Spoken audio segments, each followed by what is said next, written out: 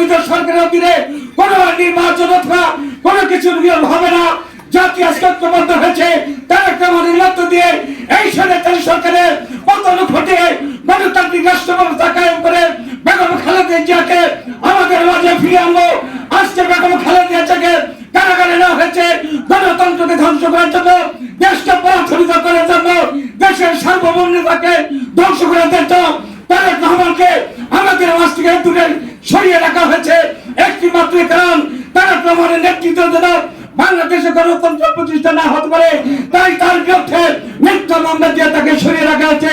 বন্ধুরা আমার, বলতে চাই যতই অবৈধ যত কিছু করেন, সংবিধান বিরোধী যত কিছু করেন, বাংলাদেশের মানুষের কাছে আপনাদের জায়গা হবে না, আপনাদের পতন সম্ভব। অপেক্ষা আছে হাসিনার পতনের জন্য। এটার প্রমাণ আজকে এই জিয়া মঞ্চ। জিয়া মঞ্চ কোন একটা জাতীয় সংগঠন নয়, জিয়া মঞ্চ আজকে জাতীয় সংগঠন নয়, তারপরেও জাতীয় নেতৃত্ব দেওয়ার মতো অবস্থা আছে। আজকে প্রমাণ হলো এই। আমাদের বাংলাদেশের 10টি সাংগঠনিক টিম, আজকে যদি আমরা এই জিয়া মঞ্চ 10টি সাংগঠনিক টিমের মধ্যে দিয়ে এই সম্মেলনটা করতেন, তাহলে ওই আওয়ামী লীগের শেখ হাসিনার 14 দল না, কয়টা? ওই শেখ হাসিনার ছাড়া আর দলের কোন অস্তিত্ব, আরগুলোর অস্তিত্ব আছে? হ্যাঁ, বলে আপনাদের সাথে পারার ক্ষমতা রাখে না। আমি বলতে চাই শেখ হাসিনাকে প্রধানমন্ত্রী, অবৈধ প্রধানমন্ত্রীকে বলতে চাই, বাংলাদেশ জাতীয়তাবাদী দল নয়, বেগম খালেদা জিয়া নয়, তারেক রহমান নয়, আপনাদের জন্য জিয়া এই অরাজনৈতিক সংগঠন জিয়া মঞ্চে যথেষ্ট। পতন হতে পারে আজকে, সেটার প্রমাণ রেখেছেন এই জিয়া মঞ্চ। আমি ধন্যবাদ জানাই জিয়া মঞ্চের নেতৃবৃন্দকে, যারা এই দলটাকে একটি মহিলা বৃক্ষের মতো পরিণত করেছেন, জাতীয় সংগঠনের মতো পরিণত করেছেন। আমার সাথে কারাগারে দেখা হলো, এখানে মালা নিলেন, পান না, তাহলে তুমি গেলে বলছি সালাম ভাই, আমি তুমি কোন সংগঠনের এসে ঢুকলা? জিয়া মঞ্চ। জিয়া মঞ্চ এই কারাগারে পান্নাকে দেখতে না দেখতে আবার আরেক দিকে সালাম এসে হাজির, মাঠের আরেক দিকে সালাম।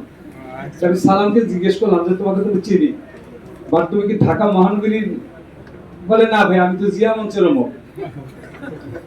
এই যে বিষয়টা দেখেন, মানুষ কি পরিবর্তন চায়, এটার প্রমাণ আজকে জিয়া মঞ্চ।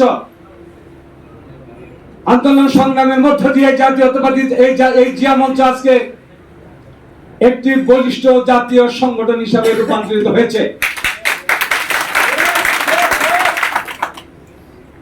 আপনাদেরকে বলতে চাই, আপনাদের মধ্য থেকে আমাদেরকে অনেক কিছু শিক্ষণীয় আছে, যার প্রমাণ, বিভিন্ন প্রমাণ আপনাদের মধ্যে বিদ্যমান। আমি খুব একটি বেশি রাজনৈতিক বক্তব্য এখানে দেব না। আজকে একটা দেখলাম যে বর্তমানে সরকারি নির্বাচন কমিশন একটা বক্তব্য রেখেছেন, পেপারে দেখলাম, বলে এমন নির্বাচন করতে হবে মানুষ যেন জীবনে না ভুলে। বলেন তো, ওনার লজ্জা শরম আছে? হ্যাঁ, ওনারা যে এই পর্যন্ত 7 তারিখে যা কিছু করছে, আর ভুলার মতো কিছু আছে? তাহলে আর কি করতে চান? দেশে আর এমন কি ঘটনা ঘটাবেন, কি নির্বাচন করবেন, আর কি নির্বাচনের মধ্য দিয়ে দেশকে ধ্বংসের মুখোমুখি করবেন, দেশের সমস্ত স্বাধীনতা ধ্বংস করবেন, নির্বাচনের সমস্ত কিছুকে ধ্বংস করে দেন।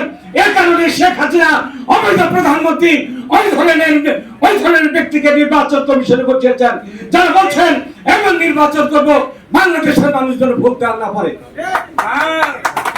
আরেকদিকে আজকে আওয়ামী লীগের সাধারণ সম্পাদক বললেন তারা সংবিধান বিরোধী কোনো কাম করবেন না। বলে তো যে সংবিধান বিরোধী তারা কোনো কাম করবেন না। আমি ওই ওবায়দুল কাদেরকে বলতে চাই, আপনারা অবৈধভাবে ক্ষমতায় আসার পরে সংবিধানের মতো কোনো কাজ করেন নাই।